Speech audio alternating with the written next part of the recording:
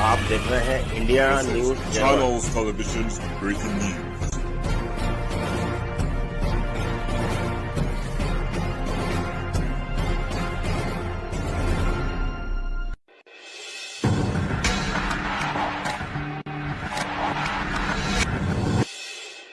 जय बाबा। हमारे यहाँ कोदो कुटकी ये जो अपना मोटा अनाज है 1,000 रुपया कुंटल का, उसका अलग से बोनस चालू किया था। धान कौन कौन लगाता? धान जरा हाथ खड़े करके बताना। आपको 2,000 रुपया हेक्टर सरकार के द्वारा डाला जा रहा है। कोई किसान बचने वाला नहीं है। सारे किसानों को इसी महीने, ये सरकार की जीवान है, अपने माध्यम से।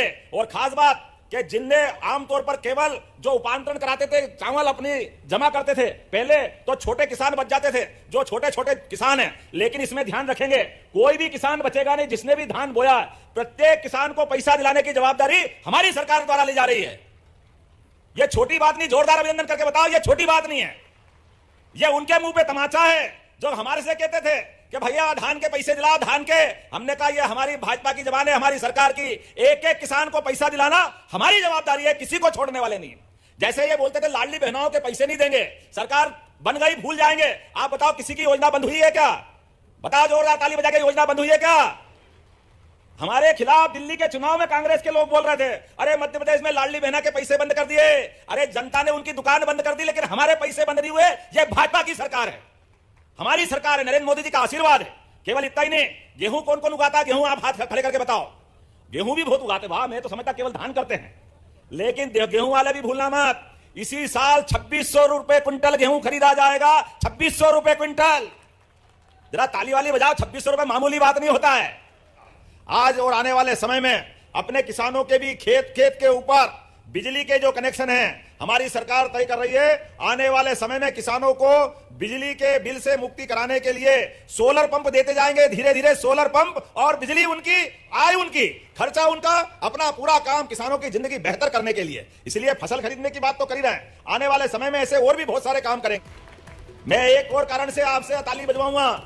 माननीय नरेंद्र मोदी जी ने आह्वान किया है, अब 250 की आबादी के गांव के अंदर भी सड़क बनाई जाएगी। यह है हमारी सरकार और हमारी पार्टी की विचारधारा। गरीब से गरीब आदमी भी उसके जीवन का आने जाने का अधिकार, और केवल सड़क नहीं, सड़क से आगे भी।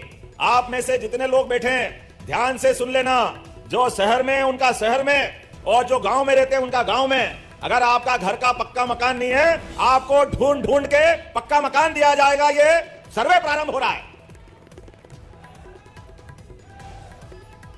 नरेंद्र मोदी जी का अपना सपना, ये 145 करोड़ से बड़ा आबादी का देश, इसमें गरीब से गरीब आदमी की जिंदगी में भी, अरे गरीब आदमी झोपड़ी में क्यों रहेगा? उसको भी पक्का मकान मिलना चाहिए, उसका भी इस प्रदेश और देश पे हक है। ये केवल नरेंद्र मोदी जी सोच सकते हैं, क्योंकि ये मन का भाव होना चाहिए। इनका खुद का मकान नहीं है पूरे देश में एक भी, लेकिन उनका एक ही सपना है, मेरा एक एक भाई बहन जो गांव में रहते हैं उनको पक्का मकान मिलना चाहिए। यह भावना जरूरी है। आप बताओ, प्रधानमंत्री किसान सहायता किस किस को मिलती है? हाथ खड़े करके बताना। बताओ आप जिन जिन को किसान सहायता मिलती है। यह पहली बार नरेंद्र मोदी जी के द्वारा दी गई, जोरदार अभिनंदन करो। यह सरकार की सोच अपने।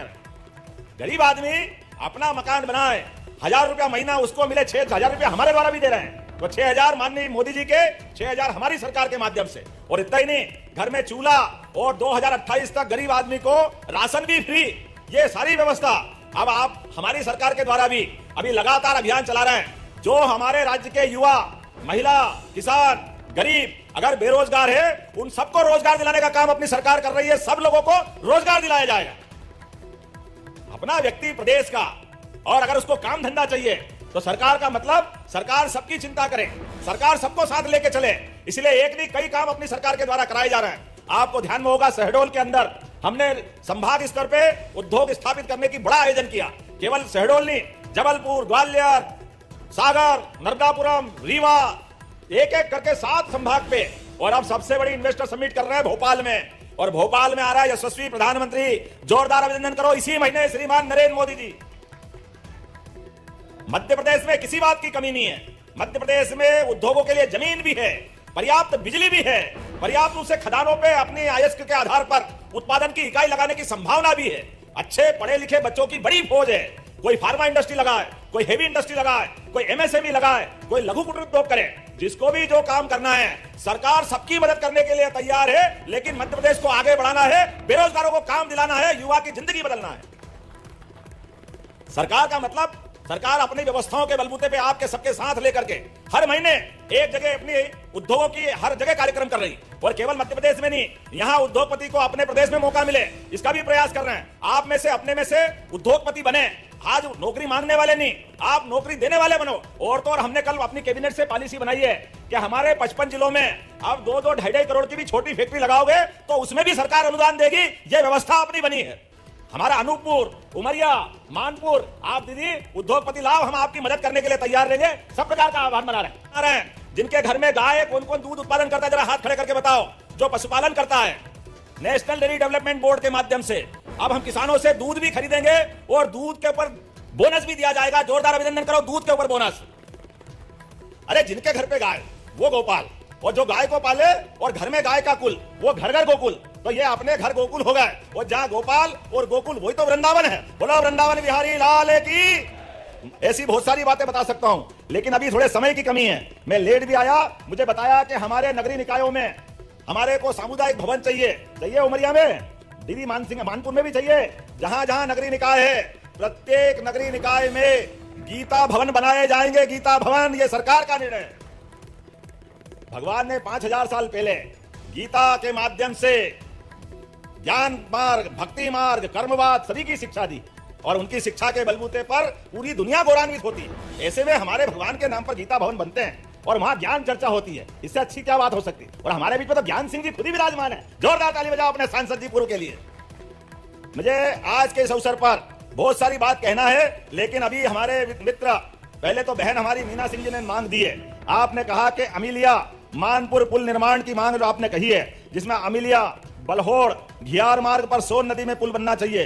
पैसे तो बहुत मांगे बहन जी आपने, छोटे मोटे नहीं मांगे, लेकिन फिर भी लगभग 45 करोड़ की लागत है। मैं यहीं से घोषणा करता हूं, ये पुल बनाने जाएगा जनता की सुविधा के लिए। ताली एक तरफ से बज रही, उधर वाले थोड़ा आलस कर रहे हैं। अरे कहीं भी बनेगा, अपना ही बनेगा। जोरदार अभिनंदन करें। दूसरा भी पुल मांगा आपने, बिजोरी मानपुर पुल, बिजोरी भमरहा निगाई जयसिंह नगर मार्ग पर सोन नदी पर फिर पुल मांगा है, और लगभग 32 करोड़ की लागत से यह पुल बनाने की घोषणा करता हूं। जोरदार अभिनंदन करो, मीना जी को बधाई देता हूं। इस अवसर पर आपने कॉलेज कहा, कॉलेज में भवन चाहिए, जमीन नहीं मिल रही, जमीन दे दो दीदी, कॉलेज का भवन बनाने की यहीं से घोषणा करता हूं हमारे युवाओं के लिए। अरे युवा बच्चे कॉलेज में पढ़ेंगे और भवन मिलेगा तो प्रदेश आगे बढ़ेगा। युवाओं के लिए तो जो बनेगा वो जरूर करेंगे, आप चिंता मत करो। जो जो आप चाहोगे धीरे धीरे मिलता जाएगा। अभी तो 1 ही साल हुआ है, 4 साल बाकी है। अगली बार भी बुलाओगे कि नहीं बुलाओगे? तो जरा जोर से ताली बजा के बताओ। मीना सिंह जी दीदी आपको धन्यवाद। आप अपना अगला कार्यक्रम आपके इधर होगा, बाकी बातें वहां होगी। जब शिवनारायण जी के क्षेत्र में आया हूं और यहां आप बात कर रहे हो, तो आपने कहा ग्राम पौड़ी में विद्युत ताप परियोजना की 600 मेगावाट की इकाई बनाई जाए। बिल्कुल बनाई जाएगी। 600 मेगावाट की कम नहीं होती है। ये पूरा क्षेत्र बदलेगा, विकास का नया कीर्तिमान बनेगा। ताली बजाओ तो ऐसी बजाओ, मजा आ रहा है, जरा आना सार्थक हो जाए। इसके साथ साथ आपने कहा बांधवगढ़ में टाइगर रिजर्व के बाहर जू बनाया जाए। रेस्क्यू के सेंटर के आधार पर कई प्रकार के जानवर बीमार हो जाते हैं, भोपाल भेजते, जाने कहां भेजते हैं। निश्चित रूप से यहां पर जू बनाया जाएगा। भविष्य की दृष्टि से पर्यटन का केंद्र बने, लोगों को रोजगार मिले। जो बाहर के पर्यटक आए उनको देखने के लिए जंगल में नहीं मिले तो आपके पास वहां जानवर मिले। इसमें अच्छी बात है, गलत क्या बात? सरकार का मन बड़ा है, सरकार चाहती है अपने सब लोगों को आगे बढ़ाना। ऐसे उमरिया, अनूपपुर, ये जो क्षेत्र है इनसे तो ज्यादा ही लगाव है। ये तो आनंद की नगरी है। भोले भंडारी लोग अपने बीच में, ऐसा लगता है हमने भगवान रामकृष्ण को नहीं देखा, लेकिन आप लोगों को देखो तो आनंद आ जाता। आप सबको प्रणाम करता हूं, इतना अच्छा क्षेत्र है।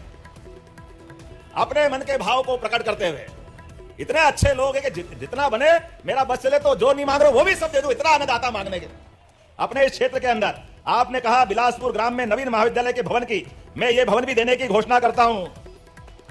सिंहपुर गढ़ी में पर्यटक केंद्र, मणिबाग में पांडवों का, भगवान भोलेनाथ का मंदिर का केंद्र, इन सबको पर्यटन का केंद्र बनाना है। धोरखो में हनुमान धाम, ग्राम टकटई, क्या है, क्या नाम है यार, टकटई, हाँ टकटई भगवान विष्णु का धाम है। इनको चारों को पर्यटन केंद्र में बनाने की घोषणा करता हूं।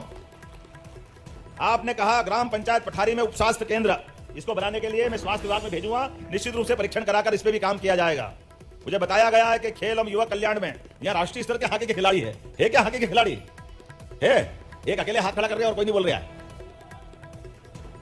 अगर सब मांग रहे हैं तो मैं परीक्षण करा के यहां एस्ट्रोटर्फ बनाने की घोषणा करता हूं। उप स्वास्थ्य केंद्र कोडिया में प्राथमिक स्वास्थ्य केंद्र बनाने के लिए आपने मांग की है, निश्चित रूप से बनाया जाएगा। जोरदार अभिनंदन करें हमारे अपने शिवनारायण जी के लिए।